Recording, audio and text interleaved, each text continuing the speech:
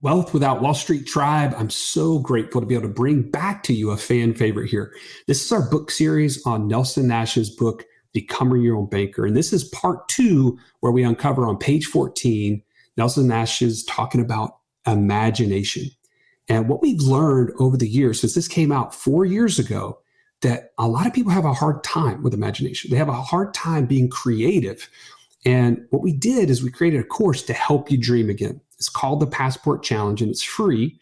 And as a result of today's episode, if you like it, we want to give you an action step. Go ahead and download our free course at wealthwithoutwallstreet.com/passport and take a look at that. See if it can help you create your vision for financial freedom, and share in the comments what you learned from that and how it's going to change your life. Now, if you love this, you got way more coming. We have an 18-part series coming your way. Let's dive into episode 2 of Become Your Own Banker book series.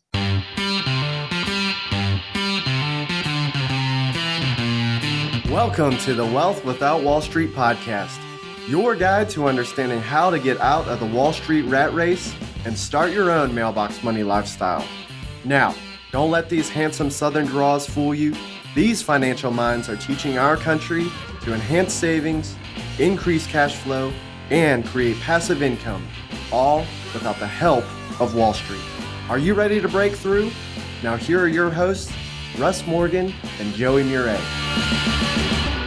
Welcome to the Wealth Without Wall Street podcast. This is Joey, the Italian Stallion Murray, and Russ, the Idea Guy Morgan. Today, we are going to tackle the tough question: how do you fill in the silence with the goals and the objectives that you want to have happen by using imagination? Page 14 of Becoming Your Own Banker, we're going to tackle what Nelson Nash has to say about imagination today. Man, it is so amazing to me that we don't spend time thinking. I remember Nelson telling us all the time. Absolutely. 5% of the people think, 10% of the people think they think, and 85% of the people would rather die than think. But isn't that the thing that we should be doing the most? Because when we're asked the question, when you're asked the question, what is it that you want from your future? What are your goals? What do you want in life? Should you not be able to just spit those out? They should be sitting on the top of your tongue, but they're not. Why is that? Because imagination has been shut off, Russ. When we get older, those functions just start to wane and wane and wane. But why? Because we're worried. There's a lot of different factors, right? One, we're worried about what other people think of us. Well, is it not that we're busy too, though? That we're just working? Oh, absolutely. You're just kind of in this kind of autopilot. I mean, how many times have you driven from work to home and did not even realize what you did? Like you can't even recall anything that you did. Well, they say because our brain has done it so many times, it's in that cognitive rut. You remember the Absolutely. book, the video, The Backwards Bicycle? It talks about us being in those, like, kind of that rut within our brain. We have just tuned that out, and we're not spending that time. How many times you just sat in front of a TV and just zoned out? Oh, absolutely. And here's the thing about it is that we do make time for things that are important to us, but what we've done is we've shut off the idea that imagination is important. It's kind of like, oh, well, that doesn't apply right now. And we've just let it go. What does that cost us, though? When you're not thinking about what you really want, are you really going to get there? No. And here's the other part. It's not necessarily about just thinking about what you want. If you can think about what you want, then now imagination becomes vital. Because guess what? There's not just one way to get there. And we've been taught that we have to just rely on Wall Street. This is that Wall Street mindset, that bondage that I feel like so many people have fallen prey to. Where do you think imagination stopped? Because you have small kids. I hear you telling me stories like Adler, for instance. You used to tell me a story the other day about some dream she had. Every morning, this is our routine. We're in that rut, right? I say, Adler, how did you sleep, baby? I was good. It was good. Did you have sweet dreams? I always ask about sweet dreams, right? Yes. What did you dream about? I was riding a unicorn. A unicorn? Where were you riding the unicorn? On a rainbow. It's always going to be a unicorn. It's always going to be a rainbow. Okay, some variation of the two. And then there's going to be treasure involved at some point. So every morning, Her little brain is just firing with creativity. at work constantly. And then don't get me started on the stories from school. I can't ever tell which ones are true or which ones aren't. We're texting her teacher like, hey, is this legit? Like, did this guy do this to her or whatever? It's, anyway. But that's the thing, is that as kids, we imagined everything. I mean, my kids are building a fort out of like limbs. They're telling me about how, massive this fort is and how they've built like this like trap door, with like this huge, like Like pit. a pit. Yeah. Yeah. I go up there, it's like 17 sticks thrown together in like a 4-foot hole in the ground. And I mean, but they're coming back with detail. And They're going to catch coyotes or something, aren't they? their brains are firing with creativity. But when I ask the question, what is it that you want from your future? What are the goals that you have? And I get silence. That tells me creativity stopped somewhere between when we were kids, because when you just ask a kid, what do they want to be when they grow up? What is it that you want to do today? What do you want to do for this year? It's not silence. Right. You get answers. The thing is, they don't have that fear factor of worrying about what you think about what they want. I think that's a big thing. Well, I mean, I've seen that play out because I've helped Megan, teach like the 5 and 6 year olds in Sunday school sometimes. And whenever you go, okay, I'm going to ask you guys a question, and like all the hands go up, like, well, wait a second, we haven't even asked the question yet. Like, okay, Jimmy, what do you want? My sister's bow and arrow. Like, what? I mean, they just throw out, the brain just going, right? But then you taught the other day, right? You taught some 13-year-olds all the way up to college age. Yeah. And when you ask questions, how eager are they to answer? It was like pulling teeth Right. at the very beginning. It was like they're trying to figure out, can I trust this guy, right? Is this something, do I want to put myself out there? Right. Do I want to answer the question and potentially be wrong? Right. Because I think really that's where a lot of this stems from, is as the way kids are taught throughout life, is it's right or wrong, right? Your answer is yes or no. That's right. Imagination is infinite, right? I love the fact that Nelson Nash wrote this book, Becoming Your Own Banker, and he talked about it was a part of imagination, right? Are putting our brains to work. He would say to us all the time, you need to be thinking about your thinking. That's right. That's such a simple comment, but it's profound. Okay, Right. How do you start thinking though, Joey? Well, you got to have time. You have to carve out time, because thinking does not naturally happen on its own. In my opinion, it does not just come to you. You have to have time set aside. And maybe it's just because I'm a guy and I compartmentalize and I have to have this specific time for this specific time for this, but I can't do more than one thing at one time. So maybe it's waking up earlier. I'll say this morning, my little girl, Tyndall, she was just born 8 weeks ago. So I'm getting this time in the middle of the morning, 3:30, 4:30 in the morning, and I'm loving it. I'm actually really looking forward to it every morning now, because I get up, I get her bottle ready, I'm rocking her, whatever, change her diaper, and then I'm getting time to think, and I'm just praying, and I'm looking at the Word and all this. I'm like, man, this is really nice Because it's quiet, isn't it? Absolutely. And so, anyways, I'm looking forward to that because I just haven't built that kind of time into my schedule. But I'm always amazed by people who have creativity, and Nelson Nash was one of those that we love to listen to and read his work. And it took after his death for us to really start seeing and hearing the stories, what maybe spurred that along. And it was those long hours that he would spend flying in airplanes by himself, or as he was a forester, as he would be riding Walking in trucks, the woods, yeah. or walking through the woods, looking at timber. But that just gave him peace and time to think. And in our lives, with 4 kids and a career and, looking at opportunities, we get in this cadence, right? You're coaching baseball, you're going to golf practice.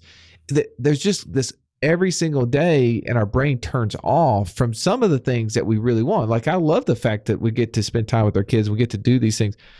But if we really want to spend more time with our kids, if that's what we enjoy, shouldn't we be coming up with plans of actions to give us more time instead of just going into autopilot and doing the same thing every single day and not getting closer to our goals. And the reason why we're not getting closer because we don't even verbalize them.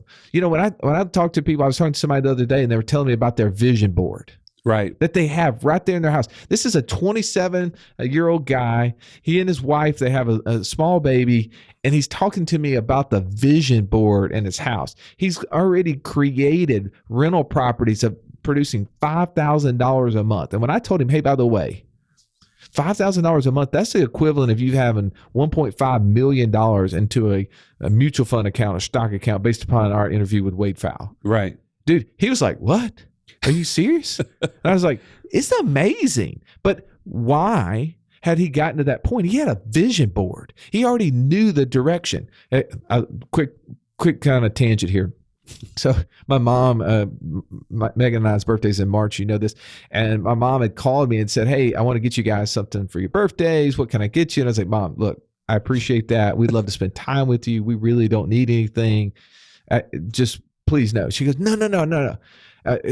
Anything you want, I started joking. I was like, all right, anything you want. Okay. I want a Range Rover. Right. And Megan wants a house in Hawaii. And we just kind of started joking. Well, my mom shows up a couple weeks later and I open my present and inside of it is a toy replica of a Range Rover. I'm talking about the one where the doors open, the steering wheel moves, and it moves the tires. Like the metal, the die cast. Yeah. And she's like, Russ, put this on your desk and envision it. Like if that's what you want, get it. And she brought my wife some actually Hawaiian coffee, just drink it and imagine that you sit, go outside, let the wind blow, look at the pool and imagine, you're sitting over the hang Pacific. a Hawaii flag on the back porch. Yeah. But that was it was so awesome. My mom was trying to create this imagination. But if we don't imagine what we want in life, how are we ever going to accomplish it? Yeah, we have to start seeing this as something that's standing in the way of getting us to our goals, whether it be ever or faster. Like you think about the creativity, if we can get those things at work, we start seeing things differently. We've talked about opportunities find cash. Oh, yeah. Right?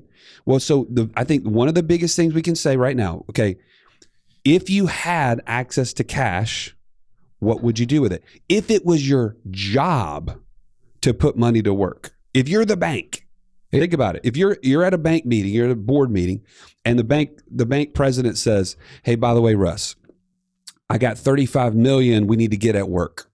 What you got? What's your ideas?" Even better, I think of the Brewster's Millions. You ever see that movie with Richard Pryor back in the day? I have not seen this. No. So he was given this money. He was basically the inheritor of this money from his long lost ancestor that didn't know. And he was given this amount of money. He had to do something with it over a 30-day period of time. And he literally had to imagine how to spend it. And he started to run out of ideas of how to spend the money. And he had to spend so much by the end of the 30 days. Otherwise, he would forfeit the inheritance. And that's a good challenge right there. I think about that when you're saying, if your job, if literally you said, okay, I've got this millions of dollars, whatever it is, you just can't spend it. You have to put it to work, and its effort, whatever is fruit from its effort, is what you get to spend. What would you do? Right. You'd be thinking very creatively. You would have to. Right. But you wouldn't just accept the bare minimum, right? You would be pushing for that limit. Like, well, man, if I did this. So here's what I want you to do right now. I want you to press pause right after I say this. Imagine that you had this big pool of money, however big it is. And the only way you can sustain your life is from the fruit of what you use that money to do, what would you do?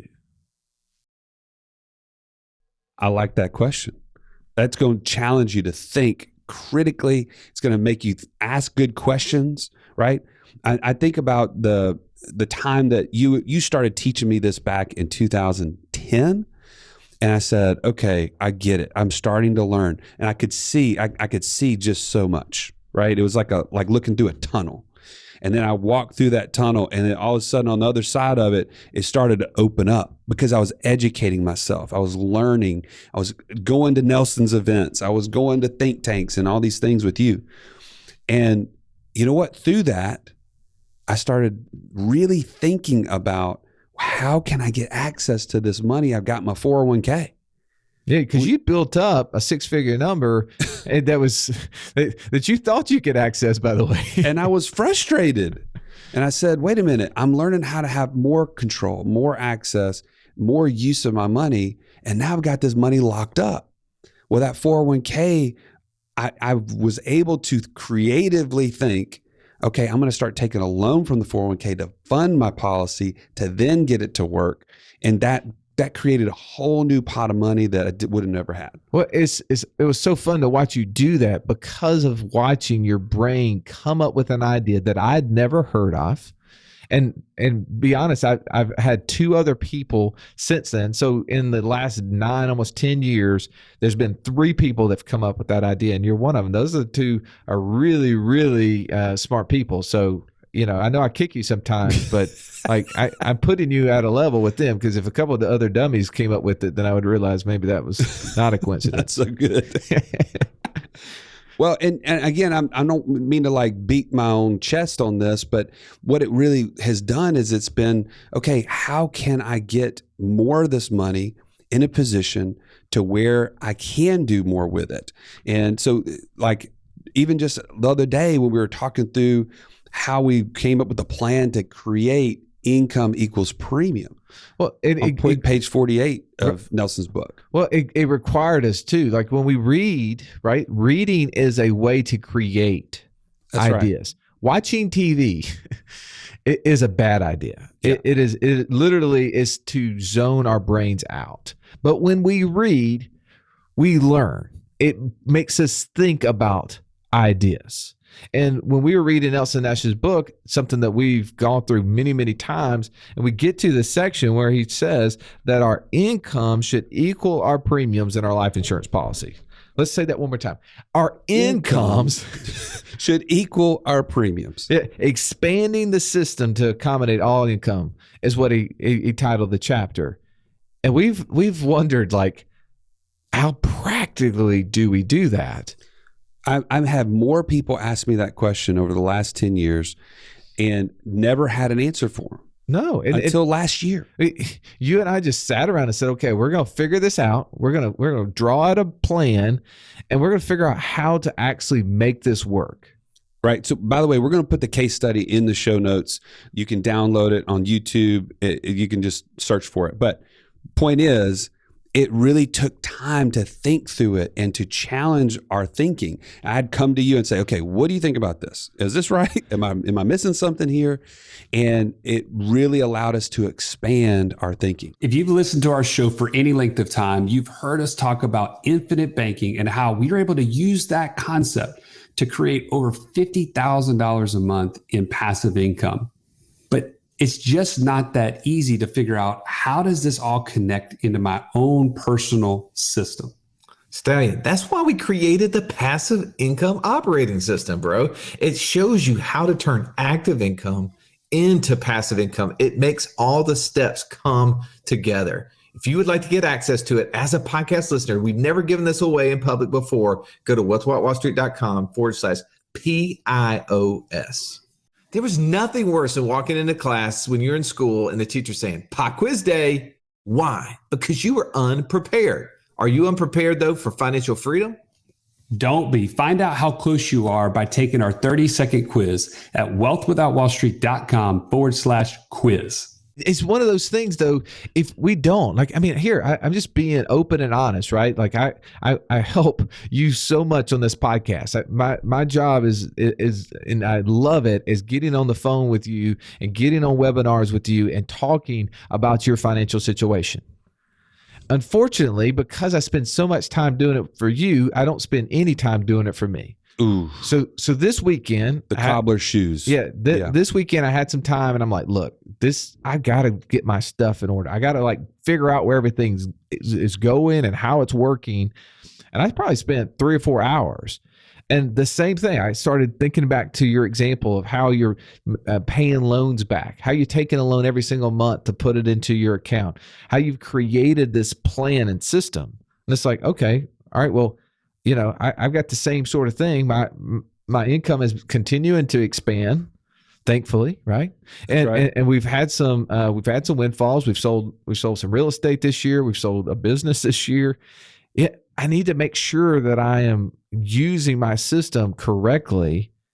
And I applied the same thing that you're doing personally. It's okay. I need to put this on paper. I need to write it out. I need to be able to visually see what I'm doing.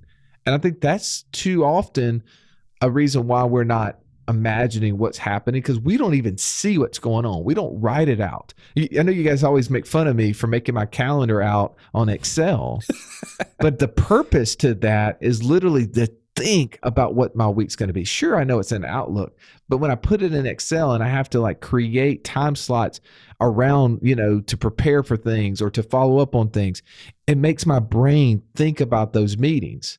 Well, if we're not thinking about what we want in life, we're not thinking about the financial goals we have, we're not thinking about what our money's actually doing or what we should have it doing for us, how successful can we really be? How much can our money really be efficient for us? Well, and you've heard us say this before, but I want to really highlight something. At Wealth Without Wall Street, we are, one of our differentiators is that we're the coach, but you have to be the quarterback. Okay. If you can envision the football field, if you're sitting in the stands cheering for somebody else when it comes to your money, Wealth Without Wall Street's not on the field. By the way, how many people are doing that? Oh, everybody. Hey, we got a lot of pom-pom shakers out there. There's a ton of them. And guess what? They're disappointed at the end of the game. Hey, hope's a strategy, just not a good one. So it is so critical. What we're talking about right now is absolutely, it's monumental to your future. If you cannot be the quarterback, then you are required to sit in the stands.